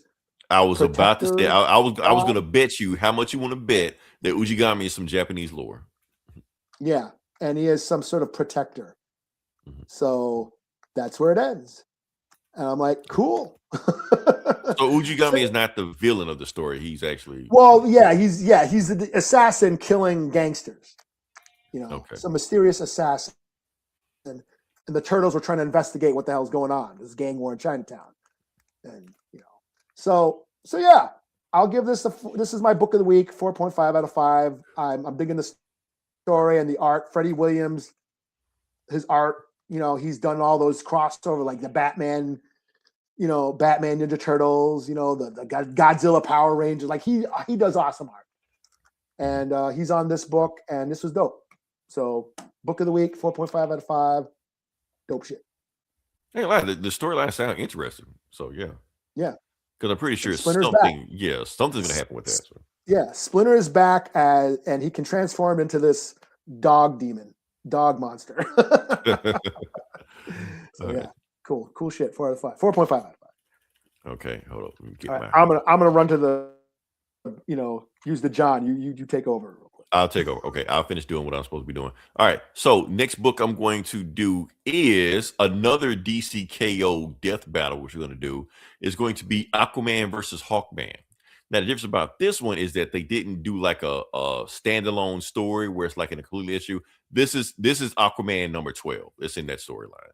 So we're just going to go to, I haven't been reading Aquaman storyline, but that's what's going on right now. So we're just going to jump into it and see about that one. And yeah, like I said, this is the first fight I felt was kind of even, because I think everything else, like Lobo was of course going to beat Wonder Woman and Captain Atom should be Superman. But in this one, depending on the scenario, could go either way, or so you think. Keep in mind it's an Aquaman book, so yeah, we're going to start with that one. So yep, let's get to it. Aquaman versus Hawkman. So yeah, the book starts off with basically them squaring off at each other, looking at each other, basically saying how this is somebody else is narrating the story of how two men eventually become gods. And you got this on right here, Aquaman versus Hawkman. Let's go to it. So storyline is basically like Aquaman has his team, his own book on that. So that's apparently the Lady in the Lake, I guess, whatever like that. And you have one of the Wonder Twins. I guess it's the Wonder Twin with water powers, because one of the Wonder Twins has animal powers and the other has water powers. So it's got the one with water powers. Where's the animal? We don't know. Or I don't know and don't care, And this is Aquaman's daughter, Adriana. So yeah. So basically they already know about the DCKO tournament. Aquaman's about to enter it. He's about to basically tell her, like, nope, I'm going in by myself. I'm going to handle this. Y'all stay back. And his daughter is basically telling him, okay, if you're going to go in, I need you to take this for good luck, And she hands him this talisman, for good luck, of course. And he puts it on and he leaves, and she just gives that look. Now, here's the thing. It's creepy as fuck. And I did peep into some other issues before then. Something is up with this chick. Something is definitely up with this chick. We don't know what it is, and I'm pretty sure it's going to be revealed later on. But yeah, this is foreshadowing. And now, back to the fight. Okay. So you got Hawkman and Aquaman going at it, stuff like that. And basically, Hawkman is basically telling them, like, Aquaman, you can't win this. I am a warrior that have thousands of years of experience and combat training. And I have magical, invincible armor. And I can fly. You talk to fish. You can't win this. And Aquaman's like, shut up, fish boy. We fighting or we talking? Hawk boy, we fighting or we talking? He was like, okay, your funeral. And he goes at him and bam, slashes. That's when Aquaman had a sword at first that turned to a trident. Aquaman like, okay, that's some new shit. Okay. Doesn't matter. Bam, smacks his ass again. So he'll just fly back at him and knocks his ass out again. He's like, okay, Aquaman, this is not a fair fight. If it was water, it'd be a fair fight, but you're nowhere near water. So I'm gonna make this quick and get this over with. And Aquaman is telling him like, oh no, you don't understand. You got the two things wrong. One, this is not a fair fight. Two, there's always water around me. And bam, Aquaman puts his hand on the ground and basically like water starts gushing out of the ground. Okay. I read a little bit of the Aquaman story, just a little bit of it. But what's going on? So at the very beginning of that issue, I mean, this whole run he's in right now, he got stuck in the absolute universe. That whole fucked up universe we just read with absolute Batman, stuff like that. So it's screwed with his powers. And now he is a waterbender. Yeah. And not only is he waterbender, he is connected to the blue. Like something with green, he's connected to the blue and all this shit like that. So yeah. And yeah, so he summons all the water he can, because basically saying is like, so he can manipulate water, like he can hydrokinesis, what they call it, like that. He got all this shit like that, and he summons as much water as he can to the point that it becomes the biggest. Oh, and he can fly by riding water. So yeah, so Aquaman is like, fuck this, I'm trying to get out of here. He tries to fly away. It doesn't matter because Aquaman summons the largest tidal wave in the history of humankind. And he's surfing it, chasing after Aquaman. Aquaman has mirror powers now? Yes, but like way more broken than what her shit was. So yeah. Okay. Hawkman's trying to fly away, and he's like, yo, this shit fair now? Is it fair fight now, bitch? And bam, slams on top of him. And it's so much water, Hawkman don't even know which way to fly. He don't know where to fly, up or down, because he lost his sense of direction because they hit him so hard. So he's trying to figure out how to get out of it. Aquaman is swimming right towards him. He's like, game over, bitch. And he's right at him. He's like, oh, I'm fucked. Bam, KO. Out of here. So I guess that's what surfers say when they wipe out. Yeah, and they fall under all that weight of the water. They don't know. I've heard that before. Down. They don't know what's up, what's down, and nothing like that. Yeah, they're so disoriented and rolling around underwater and shit. Yeah. So that was a quick fight. Aquaman just standing there like, well, that was easy, And yeah, booster goal. Fuck this. A bunch of booster goals, fight booster goals and shit like that. So yeah. All right. So now round 2. But Hawkman is just like, man, fuck this. Who the fuck is this Aquaman? I ain't used to fighting this version of Aquaman. He's too fucking powerful. I can't do shit with this, So he's just like, man, it's like fighting the ocean, fighting this guy, And that's when he just like, get your ass up. He's like, who's talking to him? And it is Horus, the Egyptian hawk god. So he's here talking to Aquaman. He was like, look, talking to Hawkman. He's like, look. He's got powers from somewhere. I don't know where he got that power from, but you need to make this a fair fight. I'm going to give you all of my power to do this, because if you win this tournament, I will bring back Thanagar. Now, for those who don't know, and I know y'all don't know, Thanagar got destroyed in a Green Lantern comic about 5 years ago, I guess, something like that. Whatever, like that. Gone. So he's saying if he wins the Heart of Apocalypse, the Heart of Apocalypse is going to make you reality any way you want it. He can just bring back his dead planet. And I will give you the power to fight Aquaman. Because right now, like this, you can get your ass whooped. But God versus God, we can fight him. He's like, okay, cool. So yeah. So he grants him the power of Horus, And that's when Aquaman is headed for his ass right now. He's like, okay, you ready? Oh, and while Aquaman is flying on water shit like that, the water gets wiped away. Wind blows it away. You're like, what the fuck happened? I got no more water? You're like, no, because now he has the power. So now he's not no longer Hawkman. He's Hawk God. And so he has the power to just get rid of water shit like that. And he smacks the shit out of Aquaman shit like that and smacks him into space. Yeah. Doesn't make sure he can't get nowhere to water. He was like, okay, you ain't got no water now, Aquaman. What the fuck you gonna do now? He was like, oh no, my friend, that's where you're wrong. Just like the earth that we was on is 60% water. Your body is 60% water. So unless Horus has your something else pumping out of your blood other than blood, or the heart other than blood, you're fucked. So he puts his hand on Hawkman and starts ripping the blood, oxygen, water out of his body. He was like, oh shit, yeah, it's over with.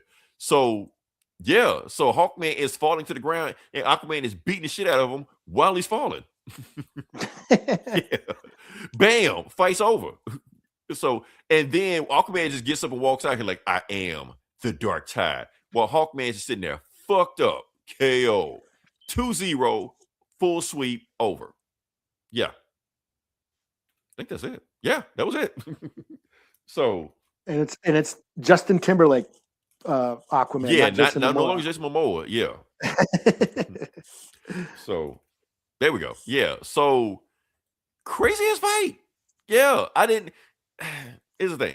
I kind of wanted a regular Aquaman versus Hawkman fight to see where it go, but nah, we got to get Hawk God versus Aquaman God, Water God, Blue God, and also like that. And I guess, but I don't know. I kind of want to see, could Hawkman take? I mean, okay, obviously he could. If it was a regular plain Jane fight, Hawkman could have taken him because one can fly and one can talk to fish. Obviously, you could see the similarities, but yeah, but.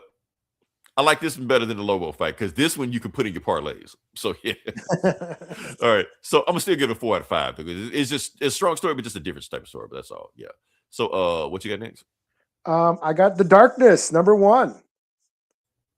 Everybody's favorite comic. Yeah, this is from the 90s.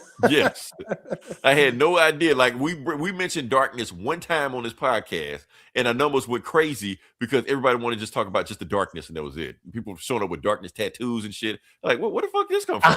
That's so funny. I almost got a Darkness tattoo back in the 90s. Right. I wanted a whole sleeve, like my arm transforming with the demons and shit on it. Yeah. Oh, like, man, I missed that craze. Okay. Yeah, The Darkness. Mark Silvestri, I think Garth Ennis co-created them. Did he? Okay. Yeah, Top Cow, Image Comics, back in the 90s. This is a relaunch, a reboot, a requel, or whatever. It's basically a retelling of the original Darkness story. Okay, so it's not continuation. This is scratch. Okay. Not King Jackie from the Brazil or whatever the fuck, all that shit. You know, the big war of demons and all, you know. So for those who don't know, The Darkness is a comic book about a mob hitman who is the heir to this ancient bloodline of the Darkness. They wield this power, this darkness. Is he a spinoff of Witchblade, or is Witchblade a spinoff of him? I think they're both sort of exist in the same thing because, Mark Silvestri made this, but then they crossed over. Who made Witchblade? It wasn't Mark Silvestri, though, right? I thought it was. But they do. Or was it Will Spataccio? I forget who did the Witchblade, but they did cross over. I think they had a kid together at one point. Sarah Pazzini. Well, she's actually in this comic. So The Darkness, it's an ancient power where they can basically summon the evils of the dark. You know, before God's light, there was the darkness, and they are wielders of this power. There's the Brotherhood of the Darkness, this sort of ancient order that sort of looks after the people who are basically chosen to wield this power. And then there's like the Angelus or whatever? There's like the angels, like the heavenly power that are always at war with them, trying to take them out too. So, basically Jackie Escato, he's a mob hitman who inherited it when he's 21. And now we're going back to the prequel now. So this is his dad. His dad is basically Is this his origin story we're looking at right now? This is Jackie's origin story. Okay. So for those who don't know, the wielders of the darkness the wielders of the darkness cannot have sex because they will die if they have sex. So here he is banging. Jackie's father is banging a chick, but not Brotherhood of the Order. Okay.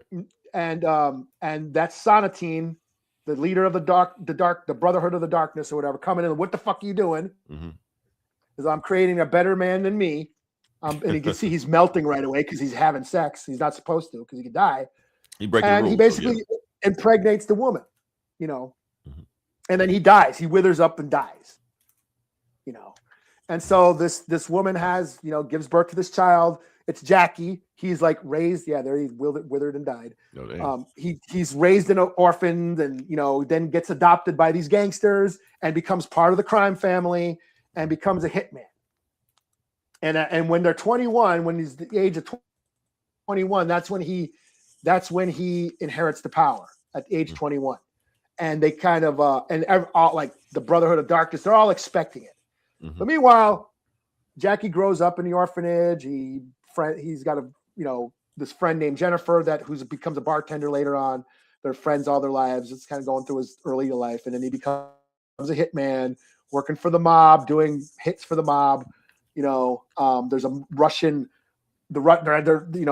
His mob is fighting with the Russian mob, so there's all this, you know, grimy gangster shit going on that he's dealing with, and then he transforms. He ends up picks up a chick at the bar, brings her home, starts right about to bang her, and while he's banging her, the power comes out. The darkness starts seeping out of him.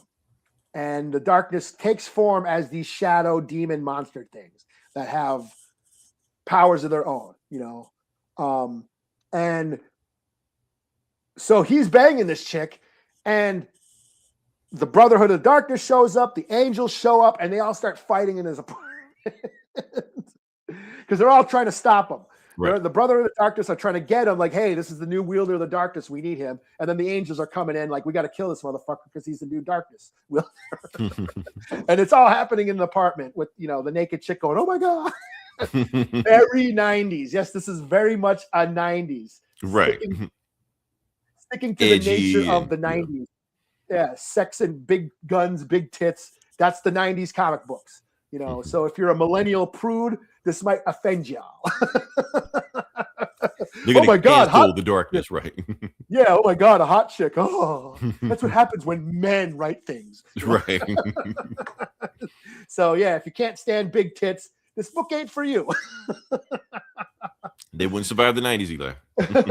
So yeah, big old battle happening. Like, and then of course the darkness, the shadows are talking to him like, Jackie, we got to get out of here. Let us take over, and we'll get you out of here. So they do. They let him take over, and boom, he becomes the darkness with his armor. His shadows become like a metal armor around his body, and then he jumps on an angel and flies out of the room and takes off and shit. You know, and then escapes. He's at a bar getting drunk, like, what the fuck happened, man? Was that a dream? I don't know what happened. And then Sonatine shows up. The leader of the Brotherhood shows up, and then one of the I forget her name. The chick, the angel chick, assassin chick, trying to kill him. And they basically both sit next to him on either sides of him at the bar. So you got the angel and devil on his shoulders. And they're saying, hey, I'm here to kill you because you're an evil. That wasn't in the old story, we had like a angel and devil talking to him? No, this is just them. This is the assassin, the angel assassin trying to kill him. And then Sonatine, like the Brotherhood, the leader of the Brotherhood who's going to train him. Like, basically, you have to inherit. I'm here to save you and show you how to, you know, use this power. And this chick's here to kill you. So, you know, you can either accept this power and come with me, or take off, and this chick's gonna kill you. And she's like, yeah, I'm gonna kill you. So he's, you know, basically, accepts it, and you know, all the angels and the demons are all like, yeah, our darkness is back. It's time to get our battle on, because look, the battle, you know, the war is about to start again. And that's kind of where it ends. So this is, like, again, just a reboot of the Darkness comic. Their cell phones, you know, so it's just an updated retelling of this story. You know, that's all. It's a remake. This is a remake, a modern day remake of the Darkness. And I think it's pretty cool. Artwork. Is this David Finch? No, who is on this? Looks like David Finch. It looks like Andy Kubrick. No, Andy Kubrick. It might be, but also looks like Silvestri did some shit. Okay.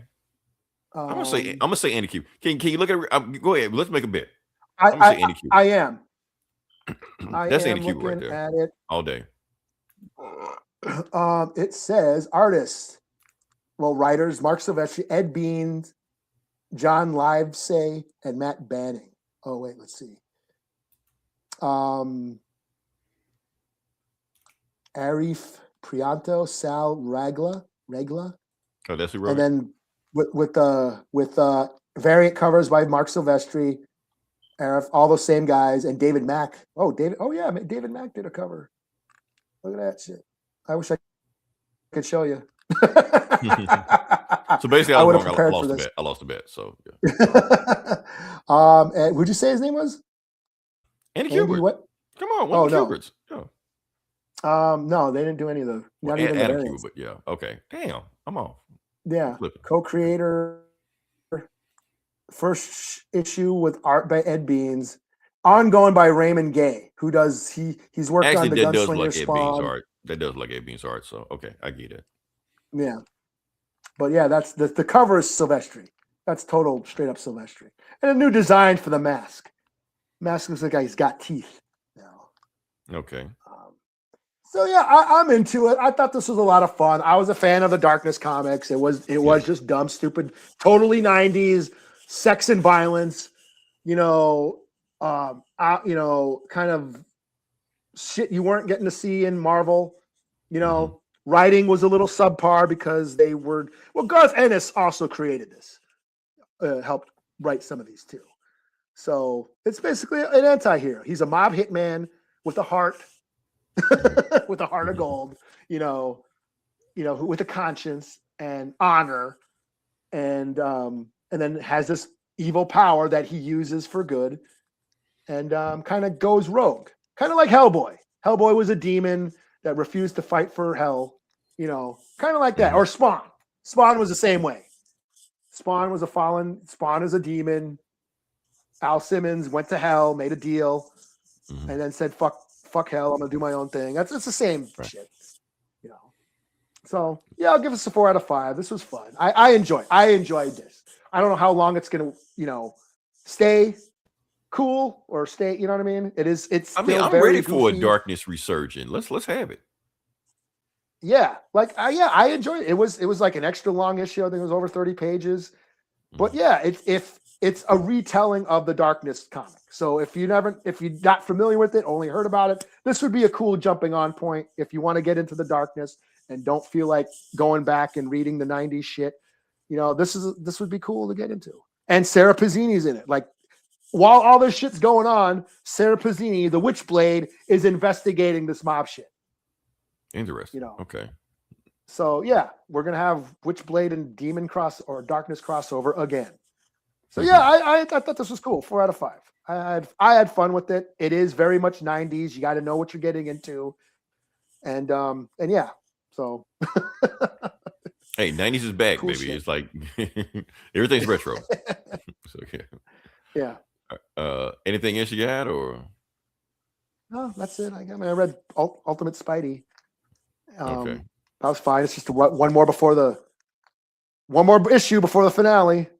Really? That's the big finale. Wow. Yeah. Then there's one more. Yeah. And then Infernal Hulk was fun too. Infernal Hulk. You didn't read that. Okay. You said I did read Namor? That was cool. Yeah, he goes down to Atlantis. Yeah. Oh, okay. Yeah, he goes down to Atlantis to summon one of them old sea monsters. Oh, gotcha. Okay. And the Avengers are like, yo, Namor, the Hulk's coming. He's going down to your crib. He's like, fuck you guys. That's your problem. That's Namor, asshole. Did he bring up that they were defenders and shit? Yeah. Yeah. It's like, and then he just takes an old ancient monster, like a Kraken monster, out of Atlantis. It says, I control all monsters, and we're going to take over the earth. And I give you power. I give you power of the mother of demons. So come with me. And then he takes off. He just goes down to Atlantis and takes their big giant monster. And Namor's like, what the fuck you doing? He's like, I'm taking this fucking monster because we're taking over the world. And you mean nothing to me. You are irrelevant to me. Even though they're supposed to be homeboys and teammates, or something like that. Like, whatever. Okay. But this is the Infernal Hulk. This is and then Banner is like wandering around. This is Infernal Hulk. So it's actually the eldest with the Hulk's body. Yeah. Okay. So that was pretty cool. But yeah, if I short, quick review, that's a 4 out of 5. And then I'm booked out. I'm booked out also. Okay. Damn, one of our longest shows when we didn't have shit to talk about. Aren't you glad I cut some of those man? Yeah. He said which one? Yeah. I said, we've been going long lately. We've been going long lately with nothing to talk about. And I cut topics. But yeah. Yeah. Like I said, if you listen this long, therefore like, share, subscribe. Hold on, let me do the little graphic, which I forgot to do, but I'm gonna do it now. Listen on this, like, share, subscribe. If you listen longer than 30 seconds, we appreciate you. If you comment, we appreciate you. If you do all that stuff, it boosts us up in the algorithm. That's how you trick the system, and we get a name out there. Next week we'll come up with something else. I don't know. Well, is next week Christmas or a week after Christmas? I think a week after Christmas. No, I don't know. I'm losing track of time. Next week. No, Christmas is like coming. Not this week. The next week. Christmas is we're about 2 weeks from Christmas. Okay, something like that. I mean, December move kind of slow. I don't know what it is. But until then, this is Leroy. This is Eli. Yeah. We'll talk to you guys next week. Same bullet time, same bullet channel.